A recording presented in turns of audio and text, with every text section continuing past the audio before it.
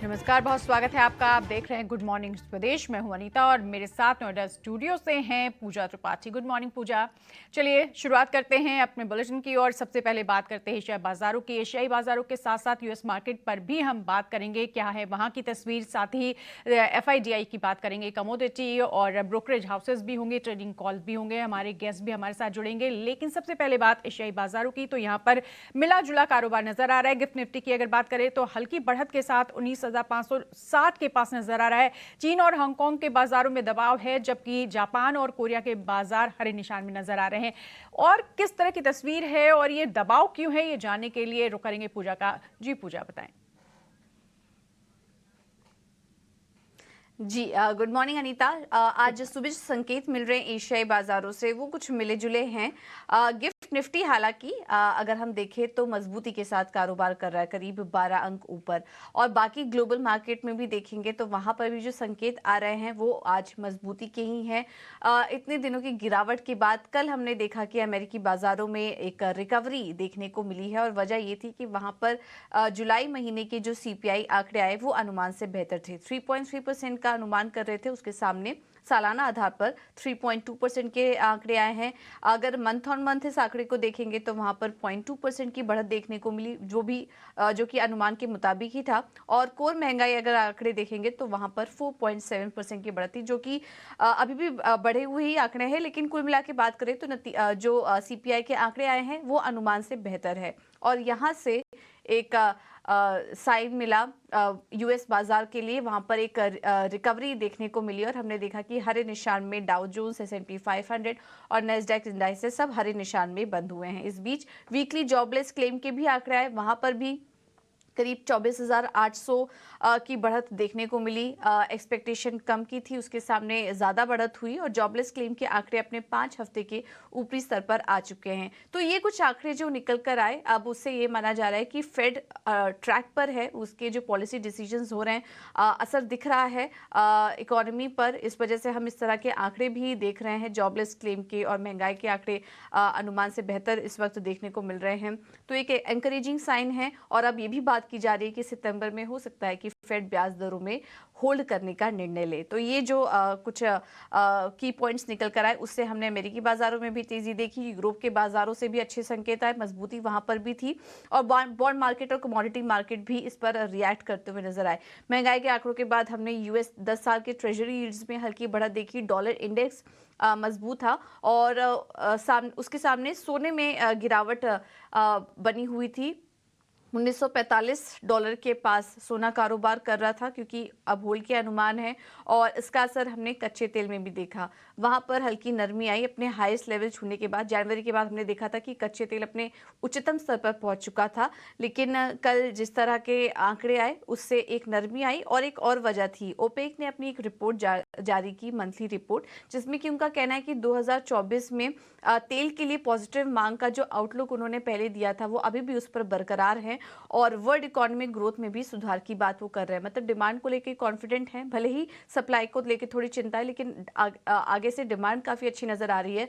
तो ये जो कुछ डेटा आए उसके बाद हमने देखा कि कच्चे तेल में भी हल्की नरमी देखने को मिली है। कुल मिला के बात करें तो अच्छे संकेत मिल रहे हैं ग्लोबल मार्केट से।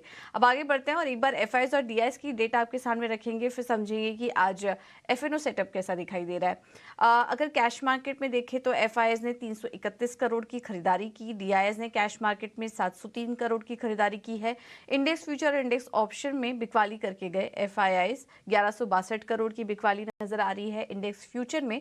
और ऑप्शंस में देखेंगे तो वहां पर 2555 करोड़ की बिकवाली का आंकड़ा नजर आ रहा है। तो ये कुछ डेटा है। अब हम समझेंगे कि एफएनओ सेटअप आज के लिए कैसा दिखाई दे रहा है, क्योंकि कल पॉलिसी के बाद तो काफ़ी ज़्यादा वीकनेस हमने कल बाजार में देखी थी। अब आज किस तरह का ट्रेंड रह सकता है ये समझ लेते हैं। और डिम्पी कालरा हमारे साथ जुड़ चुके हैं फोन लाइन पर। डिम्पी, गुड मॉर्निंग, बताइए। गुड मॉर्निंग पूजा। 2-3 दिन से हम आपके सामने बात कर भी रहे हैं कि मार्केट में भले आप किसी भी तरह के ट्रिगर क्यों ना ले आइए, लेकिन अभी भी मार्केट के अंदर वो दम नहीं है कि अपने रेजिस्टेंसेस को पार कर पाए। कल वीकली एक्सपायरी का दिन था, ऊपर से पॉलिसी का दिन था। पॉलिसी में जो आईसीआरआर का जो फैसला निकल के आया उससे भी थोड़ा बहुत मार्केट का लिक्विडिटी का उसके ऊपर प्रेशर आने की बात सामने आई। तो हल्का सा एक प्रेशर तो आया बाजार के अंदर, लेकिन दो इम्पोर्टेंट चीजें नोटिस करने वाली। पहला इम्पोर्टेंट चीज, बैंक निफ्टी को ज्यादा डैमेज हो रहा है। बैंक निफ्टी बार बार अपने क्रिटिकल सपोर्ट्स को तोड़ रहा है और बार बार नीचे जा रहा है। कल भी उसने 44,800 के नीचे क्लोज किया। दूसरा, अगर आप निफ्टी को चेक करेंगे तो निफ्टी किसी तरह से अपने सपोर्ट्स को बचाने की कोशिश कर रहा है with the help of a pharma, with the help of a metals या किसी न किसी और सेक्टर्स की हेल्प से। तो इसको हम ये कह सकते हैं कि चर्निंग अभी भी है। वीकर एंड पे बैंक निफ्टी है क्योंकि एचडीएफसी, आईसीआईसी और एक्सिस का कॉम्बो काफी हद तक प्रेशर बना रहा है। लेकिन अगर आप देखेंगे तो सपोर्ट्स अभी भी टूटना बाकी है। तो इसलिए आज फ्राइडे का सेशन है, कोई बड़ी पोजीशन मेरे को लगता नहीं कि मार्केट के अंदर आज बनेगी या घटेगी। तो इसलिए आज फिर से डे ऑफ चर्निंग रह सकता है क्योंकि आप सपोर्ट से उतना ही दूर है जितना दूर रेजिस्टेंस से है। हाँ, बैंक निफ्टी ने थोड़े से लेवल्स का नुकसान किया, इसलिए बैंक निफ्टी के स्टॉप लॉसेस मैं नए आपको बता देता हूँ। 44,800 के नीचे 44,500 पहला पड़ाव है। अगर ये भी चला जाता है फिर 44,300 पे आके रुकने की प्रबल हिस्सेदारी है बैंक निफ्टी की भी। ऊपर जाते समय मार्केट के पास जब तक 44,800 आता नहीं तब तक बाजार एक रेजिस्टेंस जोन के ऊपर आके ट्रेड करेगा नहीं बैंक निफ्टी के तौर पर। और 45,000 भी तभी आएगा जब आप 44,800 के ऊपर कम से कम सिंगल डे क्लोजिंग दे। ये बैंक निफ्टी का सपोर्ट रेजिस्टेंस है। अब आते हैं निफ्टी पे क्योंकि उसने 19,500 को ब्रेक नहीं किया। आज उसका लिटमस टेस्ट है। अगर उसने 19,500 के लेवल को ब्रेक कर दिया तो प्रेशर बनेगा करीब 200 पॉइंट का, तो 19,300 तक आएंगे। और अगर 19,500 ब्रेक नहीं हुआ आज किसी तरह से उसको फिर से उसने बचा लिया तो आपके पास वही रेंज है 19,500 से 650 वाली रेंज जिसके बीच में ट्रेड होगा। रही बात ऑप्शंस ट्रेडर्स की, ऑप्शंस वाले कैसे काम करें? देखिए, ऑप्शंस के अंदर सीधा ट्रेड लेना भी खतरनाक है। हाँ, अगर आप ले भी रहे हैं, मान लीजिए आपने ले भी लिया सीधा, तो छोटे स्टॉप लॉसेस लगा के या तो ट्रेड से बाहर निकले या तो अंदर जाइए। देखिए, कल का मूव भी आपके लिए ना एक्सट्रीम वॉलेटाइल था मार्केट के लिए। एक बार अच्छी रिकवरी, फिर फॉल, फिर रिकवरी, फिर फॉल। तो इस तरह से क्या है, शेक कर रहा है मार्केट। ये शेकिंग में ना आप ब्रेक हो जाएंगे, तो इसलिए आप ब्रेक ना हो इस शेक को या तो लीव कर दीजिए या तो शेक के साथ ही चलिए। जैसे मार्केट शेक होता है, आपको थोड़ा बहुत पैसा आता है, leave the market, profit book and leave the market. रही बात स्टॉक स्पेसिफिक काम करते रहिए। कल जी ने कल प्रूव करके दिखा दिया कि एक फैसले से कैसे शेयर 15 और 20% का परसेंटेज लगा सकता है। तो आप इसी तरह से स्टॉक्स चुनिए, पॉलिसी में रहिए। इंडाइसेस से कोई बहुत ज्यादा उम्मीद मत कीजिए फिलहाल अभी। बिल्कुल, तो क्योंकि कल का मार्केट कभी ऊपर कभी नीचे नज़र आया, मार्केट शेक करता नज़र आया, इसलिए आज भी सलाह दे रहे हैं थोड़ा सा रुकने की, क्योंकि आज भी बहुत ज़्यादा बदलाव नहीं आने वाला है, डिम्पी बता रहे हैं। और साथ ही उन्होंने निफ्टी के लिए जो सपोर्ट दिया है वो 19,500 से लेके 19,400 तक का दिया है, जबकि रेजिस्टेंस 19,650 से 19,800 का। और अगर निफ्टी बैंक की बात करें तो यहाँ सपोर्ट 44,500 से 44,300 और रेजिस्टेंस 44,800 से 45,000 का दिया है। शुक्रिया डिम्पी इस पूरी रणनीति को समझाने के लिए।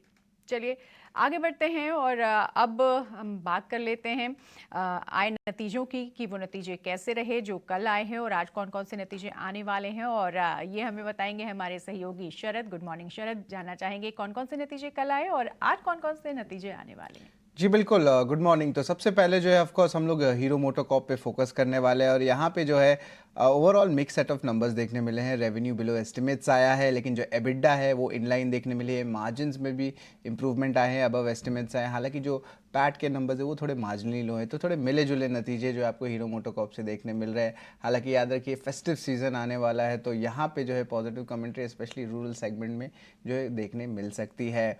इसके अलावा ऑफकोर्स आइस सेगमेंट में भी जो है प्री कोविड लेवल के मार्जिन्स आ गए और एक बुलिश कमेंट्री उनके प्रीमियम जो बाइक सेगमेंट है उसके लिए भी था। अगर नंबर्स की बात करें तो LIC के जो है अच्छे नतीजे देखने मिले हैं। नेट प्रीमियम इनकम में एक इम्पॉर्टेंट मूवमेंट देखने मिला है जिसमें अच्छी ग्रोथ आई है। अपोलो टायर्स की बात करें तो शानदार जो है Q1 नंबर्स टायर स्टॉक्स को देखने मिल रहे थे और इसका कारण एक सिंपल है, जो रॉ मटेरियल प्राइसेस है उसमें गिरावट आई थी। क्रूड जो है लगभग 30 से 40% का जो उनका रॉ मटेरियल कॉस्ट होता है क्रूड डेरिवेटिव से होता है। तो जो सारे जो आपके टायर स्टॉक्स है यहाँ पे Q1 नंबर्स में स्ट्रेंथ दिखाए हैं। ग्लोबल हेल्थ की बात करें, जो मेदांता उसका पहला नाम था, उनके नंबर्स बहुत स्ट्रॉन्ग आए हैं। टॉप लाइन ग्रोथ भी हुई है, एबिडा में भी एक अच्छी उछाल देखने मिली है। ऑटो एंसिलरी स्टॉक्स बाइंग भी चल रही है स्टॉक्स में और पिछले 3 या 4 क्वार्टर में जो है एक अच्छी मूवमेंट देखने मिल रही है और लो बेस पे भी आप कह सकते हैं एक अच्छा मूवमेंट आया है। एंड्योरेंस टेक में प्रॉफिट 58% बढ़ गया है। लेमन ट्री होटल्स के बारे में बात करें तो ऑफकोर्स होटल थीम स्टॉक्स में एक अच्छी तेज़ी आई है। यहाँ पे largely inline set of numbers देखने मिला है। अब बात करेंगे तो कुछ रिजल्ट्स के जो थोड़े वीक हैं और ये थोड़े इंपॉर्टेंट है जिसे हम डिस्कस करेंगे। वो है सेल के नंबर्स की अगर बात करें तो यहाँ पे एबिडा मार्जिन्स में जो है मार पड़ी है, लगभग आप कह सकते हैं 30% का गिरावट सीक्वेंशियली देखने मिला है। इसके अलावा इम्पॉर्टेंट न्यूज़ रहेगा बायकॉन। यहाँ पे देखें तो यहाँ पे मार्जिन्स में भी जो है एक गिरावट आई है और लगभग 600 बेसिस पॉइंट से ज़्यादा का गिरावट आया है। और अगर टॉप लाइन की बात करें तो वहाँ पे भी 9% की मार पड़ी है। नंबर्स जो थे अनुमान से जो है वीक आए हैं आपके एनालिस्ट एस्टिमेट से। तो ओवरऑल बहुत मिक्स सेट ऑफ नंबर्स आ रहे हैं और अभी भी 2 या 3 ट्रेडिंग सेशंस बाकी है जब आपके अर्निंग सीजन जो Q1 के कंप्लीट होने वाले हैं। बिल्कुल शरद हमारे साथ बने रहिएगा। आपसे जानना चाहेंगे कि आज कौन कौन से शेयर खबरों में बने रहेंगे, लेकिन रुक कर लेते हैं आदित्य अग्रवाल का, हमारे मेहमान हैं। गुड मॉर्निंग आदित्य जी, बहुत शुक्रिया स्वदेश के साथ जुड़ने के लिए। जानना चाहेंगे कौन कौन से शेयर हैं, स्टॉक्स हैं जिनकी आप सलाह दे रहे हैं ट्रेड करने के लिए। गुड मॉर्निंग, शो पे बुलाने के लिए शुक्रिया।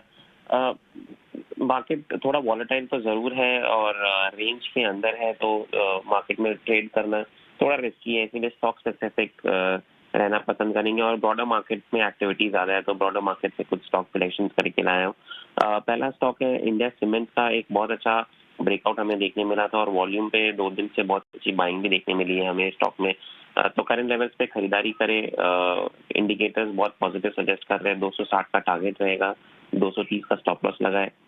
दूसरा स्टॉक मेट्रोपोलिस। ये पूरा सेक्टर अंडर परफॉर्म किया है काफी दिनों से, और अब फार्मा में एक अच्छी रैली के बाद हमें डायग्नोस्टिक्स में भी एक अच्छा मूव देखने मिल रहा है, और यहाँ पे एक बहुत बड़े गिरावट के बाद एक कंसोलिडेशन में आ चुका है स्टॉक। तो मुझे लग रहा है कंसोलिडेशन से ब्रेकआउट करने के लिए रेडी है स्टॉक। अब करंट लेवल्स पे यहाँ पे खरीदारी करें। 1500 का टारगेट लगा है और 1350 का स्टॉप लॉस लगा है।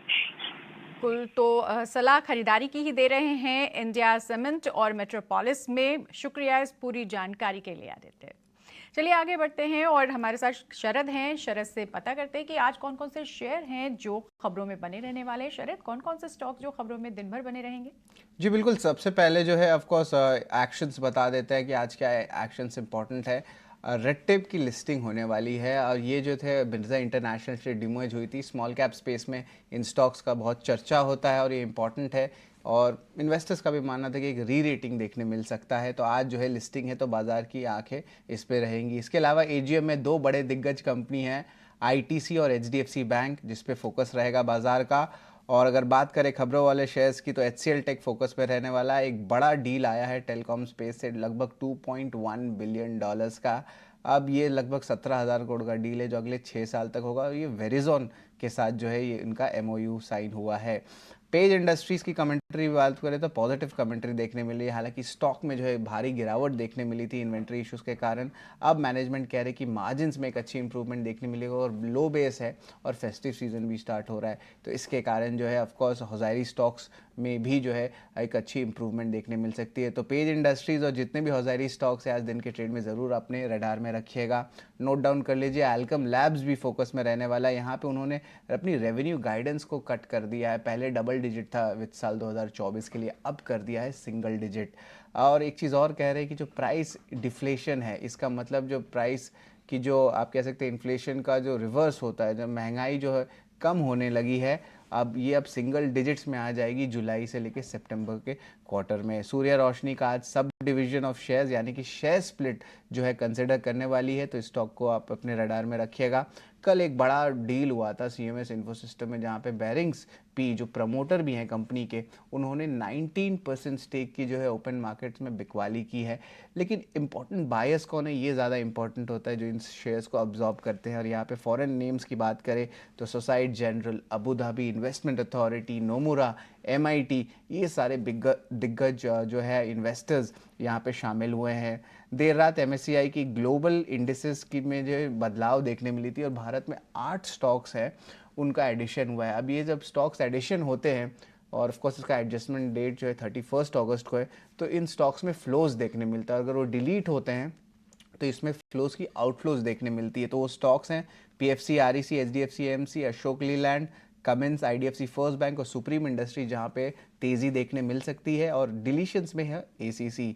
आइडिया फोर्ज को लगभग 88 करोड़ का क्वाड कॉप्टर का ऑर्डर भी आया है गवर्नमेंट ऑफ इंडिया से। टोरेंट पावर अपनी रिन्यूएबल ऑपरेशन बिजनेस जो है टोरेंट ग्रीन कि आम है वहाँ पे ट्रांसफ़र करेगी। इसकी कंसिडरेशन कैश में 1060 करोड़ रुपए का रहने वाला है। SGVN ने भी ONGC के साथ बड़ी MOU साइन की है, जहाँ पे वो फोकस करेंगे रिन्यूएबल एनर्जी प्रोजेक्ट्स में, और स्टॉक में हाल ही बहुत अच्छी तेज़ी भी देखने मिली है, जिस तरह उन्हें ऑर्डर विंस मिल रहा है। और आखिर में NBCC के बारे में बात करूँगा, जहाँ पे उन्होंने प्रोजेक्ट कंसल्टेंसी का कंपनी ये काम करती है, तो उन्होंने एक कंस्ट्रक्शन कंपनी को लगभग 955 करोड़ का EPC ऑर्डर दिया है, और उनके ओवरऑल नतीजे भी आए थे, जहाँ पे Q1 नंबर्स स्ट्रॉन्ग देखने मिले थे। तो यहाँ पे जो है न्यू स्पेसिफिक फ्लो जो है आज ब्रॉडर मार्केट्स में देखने मिल रहा है। बिल्कुल, तो बहुत फ्लो है, खबरें बहुत सारी रहेंगी। और शरद, इस दौरान आपने एक बहुत अहम बात कही कि ये महंगाई अगले महीने कुछ कम होगी, जिस पर सबकी निगाह रहेगी, क्योंकि लगातार महंगाई बढ़ी है। तो बहुत शुक्रिया इस पूरी जानकारी के लिए। कुछ टॉप ट्रेडिंग आइडियाज भी आपके सामने एक एक करके रखते हैं। कोटक सिक्योरिटीज की तरफ से जो कॉल्स हमें मिल रही हैं, उसमें पहला है SBI। यहाँ पर वो खरीदारी करने की सलाह दे रहे हैं। 585 का होगा टारगेट, स्टॉप लॉस 569 का है।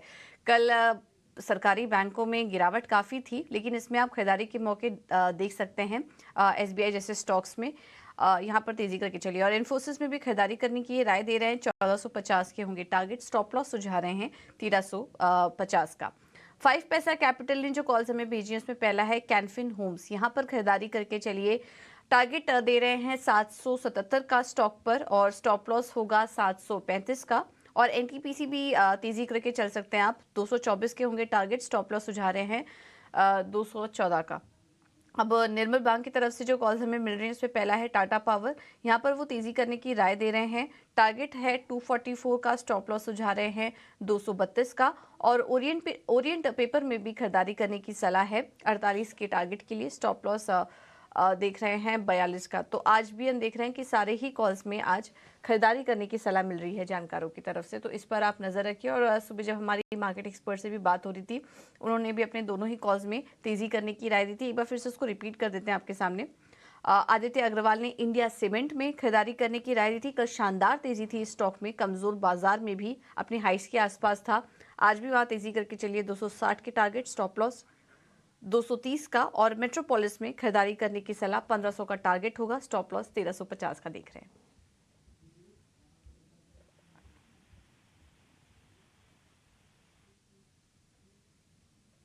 ब्रोकरेज हाउसेस की बात कर लेते हैं, तो कहाँ नजर है ब्रोकरेज हाउसेस की, ये बता रही हैं हमारी सहयोगी वामाक्षी। गुड मॉर्निंग वामाक्षी, बताएं।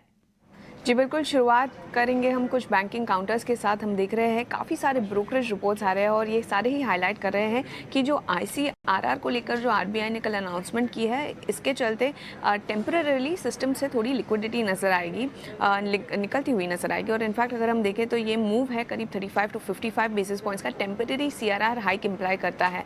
ओवरऑल उनका कहना है कि होलसेल फाइनेंस इंस्टीट्यूशंस पर इसका टेम्परेरी कुछ इम्पैक्ट आ सकता है।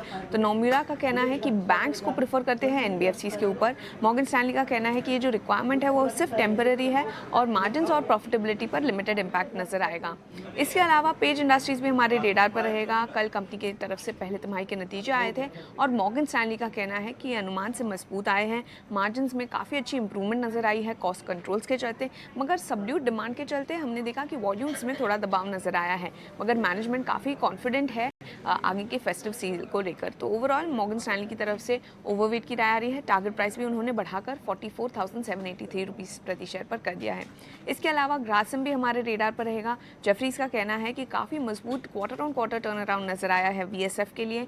पेंट्स का कारोबार भी Q4 में लॉन्च के लिए ट्रैक पर है, और इसी के चलते जेफरीज ने खरीदारी की राय को बरकरार रखा है, टारगेट प्राइस 2270 के साथ। इसके अलावा ये स्टॉक कल फोकस में था, और आज भी हमारे रेडार पर है। ब्रोकरेजेस का कहना है कि ये जो मर्जर अनाउंसमेंट आया है, ये एक इम्पॉर्टेंट री रेटिंग इवेंट है। पोटेंशियल नज़र आ रहा है रेवेन्यू और ऑपरेटिंग एक्सपेंस की सिनर्जीज का, और ट्रांजैक्शंस के चलते कॉर्पोरेट गवर्नेंस को लेकर जो इश्यूज़ है वो हटते हुए नजर आ रहे हैं, और इसी के चलते CLSA की तरफ से खरीदारी की राय आ रही है, और गोल्डमैन सैक्स की तरफ से न्यूट्रल की राय आ रही है।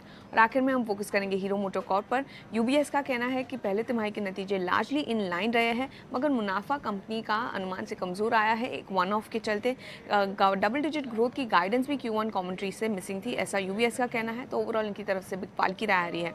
हालांकि JP मॉर्गन हाईलाइट कर रहे हैं कि मार्जिन इंप्रूवमेंट अभी भी जारी है, और स्टॉक मार्केट के मुताबिक परफॉर्म करेगा, इन लाइन परफॉर्म करेगा, ऐसा उनका कहना है, और इसी के चलते JP मॉर्गन की तरफ से ओवरवेट की राय आ रही है।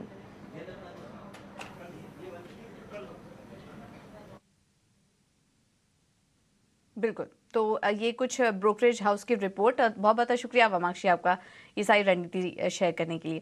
अब आगे बढ़ेंगे और नज़र डाल लेते हैं कमोडिटी मार्केट पर, और यहाँ पर स्ट्रैटेजी बताने के लिए हमारे साथ पृथ्वी फिनमार्ट के मनोज कुमार जुड़ चुके हैं। Manoj, thank you so much जीना स्वदेश को समय देने के लिए। सबसे पहले तो सोने चांदी से शुरुआत करते हैं। कल जो महंगाई के आंकड़े आए, पहले तो ये बताइए उसे आप कैसे रीड कर रहे हैं, और फिर उसका कितना इम्पैक्ट अब आगे सोने पे पड़ सकता है, क्योंकि हम देख रहे हैं कि एक गिरावट नज़र आ रही है। सितंबर में ब्याज दरों को होल्ड भी रखने की बात की जा रही है, तो क्या यहाँ से और गिरावट बढ़ सकती है सोने चांदी में? Good morning. गोल्ड में थोड़ा सा दबाव जो है वो देखने को मिल रहा है और कीमतें $1950 के नीचे फिसलती हुई नजर आई है। हालांकि जो यूएस के इन्फ्लेशन के नंबर्स है वो इनलाइन एक्सपेक्टेशन है, और यहाँ पे हालांकि जो जून महीने की जो रीडिंग थी 3.0% की, उससे थोड़ा बढ़कर इन्फ्लेशन आया है, तो उसके चलते यहाँ डॉलर इंडेक्स में फिर एक बार सपोर्ट देखने को मिले हैं, जिसके चलते सोने में थोड़ा दबाव देखने को मिल रहा है। हालांकि चांदी यहाँ पे ओवरसोल्ड जोन में बनी हुई है, तो सोने के मुकाबले यहाँ चांदी में जो है लोअर लेवल्स पर बाइंग आज के सत्र में देखने को मिल सकती है। तो अगर किसी को रणनीति बनानी हो तो सोने के बजाय यहाँ पे चांदी ज्यादा फेवरेट जो है पिक रहेगी आज के सत्र में बाइंग के लिहाज से। तो चांदी में अगर कीमतें 69,600 69,500 के जोन में आती है, तो वहां पे इंट्राडे में बाई किया जा सकता है 69,100 के स्टॉप लॉस से। ऊपर में 70,400 तक के लक्ष्य यहाँ देखने को मिल सकते हैं। तो गोल्ड में थोड़ा दबाव देखने को मिल सकता है, लेकिन सिल्वर में एक शॉर्ट कवरिंग यहाँ पे एक्सपेक्टेड है। और $87 नीचे आ गया है क्रूड, और इस प्रेशर में क्या करना चाहिए मनोज? जहां तक एनर्जी पे यहाँ पे कल हमने एक दबाव देखा था। चाइनीज डिमांड जो है वरीज बनी हुई है, जिस तरह से चाइना के इंपोर्ट्स ऑयल के रिकॉर्ड लोज पर पहुंचे थे, 6 महीने के निचले स्तरों पर आते हुए देखे थे, तो डिमांड के कंसर्न्स को लेकर के प्रॉफिट बुकिंग जो है देखने को मिल रही है। लेकिन यहाँ पे जो सप्लाई साइड है वो अभी भी काफी टाइट बनी हुई है, तो डिप्स में यहाँ बाई की ही सलाह रहेगी। कच्चे तेल में अगर 6,800 के आसपास के स्तर मिलते हैं एमसीएक्स पर, तो फिर एक बार वहां पे बाइंग की जो है रणनीति बना के चलना चाहिए। 6,740 के स्टॉप लॉस से ऊपर में 6,950 तक के स्तर फिर एक बार देखने को मिल सकते हैं। एनर्जी पैक में निचले स्तरों पर यहाँ पे सपोर्ट जो है वो बने रहेंगे, क्योंकि ओपेक प्लस की तरफ से यहाँ उत्पादन कटौती जारी है, तो उसके चलते यहाँ पे सपोर्ट कीमतों में बने हुए हैं। ठीक है, तो ये है व्यू सोने चांदी और कच्चे तेल पर। मनोज जी, बहुत बहुत धन्यवाद आपका समय देने के लिए और ये रणनीति सुझाने के लिए। ऑलराइट, तो फिलहाल इस बुलेटिन में इतना ही। मुझे और अनीता को दीजिए इजाजत।